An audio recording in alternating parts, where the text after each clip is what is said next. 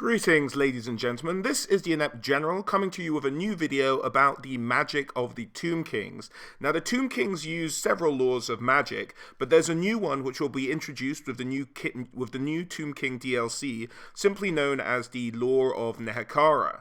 Now, this is their own lore of magic that they have themselves, and we haven't really seen it before in Total War Warhammer, so I thought I'd take this opportunity to go through it with you guys.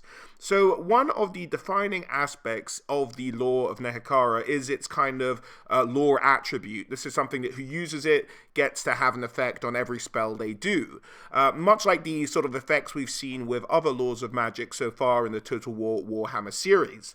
So the one for this lore of magic is known on the tabletop as the Restless Dead. And the idea of the Lore of Nehekhara is it's a lot about augmentations and hexes. Not a lot of direct damage. In fact, there's only one vortex spell that they have in the Lore of Magic. So the idea is whenever you cast an augment spell on a friendly unit, you start to recover wounds on that unit. Now in the tabletop, that's a D3 recovery of wounds, which can bring you back models and things like that. Although with constructs, which we've covered in our full army look at the Tomb King's army, which if you haven't seen, I do recommend you check out, popping up in the top right hand corner now, or you'll find a link in the description below. They only recover one wound, so it doesn't quite affect them as heavily.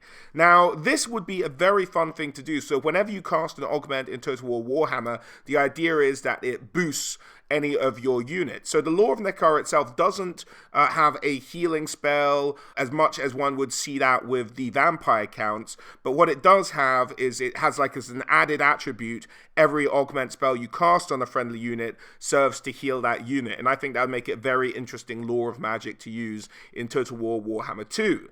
So let's go through some of the individual spells, shall we, just to have a quick look at it. So the signature spell of this lore of magic, so the one that in the tabletop you could override another spell you picked at random with, was known as Khazar's Incantation of the Desert Wind. Now, the idea of this was simply the way it will be translated in Total War Warhammer, it will increase your speed. The idea is that the magic user summons the desert winds to get on your back and just makes you go quicker. That's the only idea of it. It will just increase your speed. In the tabletop, it allowed you an additional move, but in Total War Warhammer, it'll just increase your speed, which will be great, especially if you're using something like a chariot-focused army or a cavalry-focused army. It could really get you up there and in the enemy's faces very quickly. The next spell on the list is known as Jath's Incantation of Cursed Blades. Now, Jath is the god of war and death in the Tomb King army. That's kind of his main focus, and he has a jackal face. So that's his sort of translation, the way he's interpreted by the Tomb Kings. The idea of this spell is kind of simple. The magic user is summoning the power of the war god of the Tomb Kings into the blades of his friendly units, and that in effect makes them a much deadlier weapon and gives a unit the ability Killing Blow. Now, we could see a different interpretation of this in Total War Warhammer. Killing Blow is an attribute and an ability we've seen, but it's also a selectable ability, so I don't think you'll be able to give that through magic, although I think they could do it technically if they wanted to. I think more likely what we're going to see is this will give a kind of melee bonus or even a weapon strength bonus. I think actually more weapon strength bonus to the unit it's cast on, and also with the lore attribute, that would heal the unit as well, being an augment spell. The next spell is known as Neru's Incantation of Protection. Now, Neru is the goddess of protection and the goddess of the moon in the Tomb King lore. She also is the wife of the sun god, so kind of the head honcho in the pantheon of the Tomb King gods. This is his wife, and her idea is like, you know, she lays her protection down. She's also the goddess of the idea of protection, which is a bit bizarre. But what this spell does is it grants on the tabletop a 33% ward save. So a temporary ward save on a unit, that could be pretty good. They might change the interpretation of that in Total War Warhammer. There's no technical reason they couldn't do a ward save, but they might not make it a direct translation. It might be more something like a melee defense buff or something like that. But again, because it is an augmentation, this spell will heal, at least on the tabletop it would. Next spell up, we have Petra, as I mentioned earlier, the sun god for the Tomb Kings, the husband of Neru, and it is his incantation of a righteous smiting. Now, this you might think, oh, this is a direct damage spell. No, unfortunately not. Interesting enough, though, Petra, the sun god, is always perceived as human. Unlike Jaff, who's the jackal face god, Neru and Petra, I think, are always sort of pictured as humans when they're depicted by the Tomb Kings, which is an interesting side point. But his spell of Righteous Smiting essentially makes a kind of fierce light appear in the dead sockets of the unit it's cast on, and it gives an extra attack to every warrior within a unit.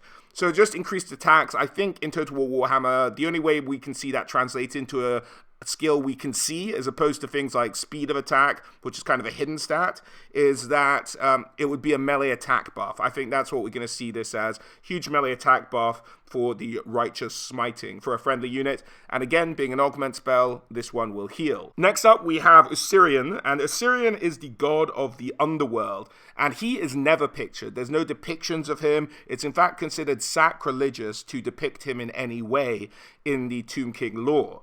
So what this spell does is his incantation of vengeance. And the idea of this is that just a whole bunch of skeleton arms just pierce out from the ground, start grabbing and clawing at the unit above them. And this on the tabletop would slow down the unit, and it would cause them to take what's known as dangerous terrain tests, whereby a unit could potentially die. I think in Total War Warhammer, it might have to do some minor damage over time, but also just drastically slow down the unit. I think that would be a fair interpretation of this spell with all, and hopefully there's a very cool effect tied to it, where you see all the claws come out of the ground, slowing down the unit. Fingers crossed. Now, next up we have Uskep's incantation of desiccation. Now, I'm not sure if Uskep's a god or not. I couldn't find a lot about him in the pantheon of the Tomb King gods. He may very well be, but I may be missing something. I imagine he'd probably have something to do with water or something along those lines, because the idea of this spell is that the Lich Priest is summoning out all the moisture from an enemy. This is a hex spell, so they're just summoning it all out, and this causes them on the tabletop to lose 1 strength and 1 toughness. In Total War Warhammer, that would be a hex that decreases weapon strength and decreases melee defense as well. It's probably the interpretation one would take from that, maybe even missile defense to a certain degree. So that's kind of how this one would work, or missile resistance even. So that's kind of how that one would work. And the last one on the list is the only direct damage spell, and that is known as Sakumet's incantation of Skullstorm. Now, we actually might have a picture of this spell going off, and I'm going to be honest, I think it's happening in the bottom left of this picture here. You'll see it happening against the wall of that little tornado with skulls around it. Not the best implementation. I think they might have been able to do that a little bit better, but I think that's the Skullstorm going off. I may very well be wrong, but that's my theory. And that is the idea of a whirlwind of skulls forming a huge vortex, and we've seen vortex spells before in Total War Warhammer, and that's kind of how I see it going around. It'll just move randomly. It won't be a stable vortex like some of the others. Now, Sakumet is the goddess of the green moon, so Morisleb in the sky. The Warhammer world, of course, having 2 moons, 1 normal moon, 1 green moon, made almost entirely of warpstone, and she's the goddess of that. And the idea is with the goddess of protection, who we mentioned earlier, who's married to the sun god Petra, this is his concubine, his mistress, his bit on the side. So that's kind of how that little throuple works. So that's about it for the magic of the Tomb King, guys. Hope you liked this little insight into what we might be able to expect with the Lore of Nehekhara, and I hope you're looking forward to it as much as I am. Alright guys, as always, thank you all for watching, and I'll catch you on the next one.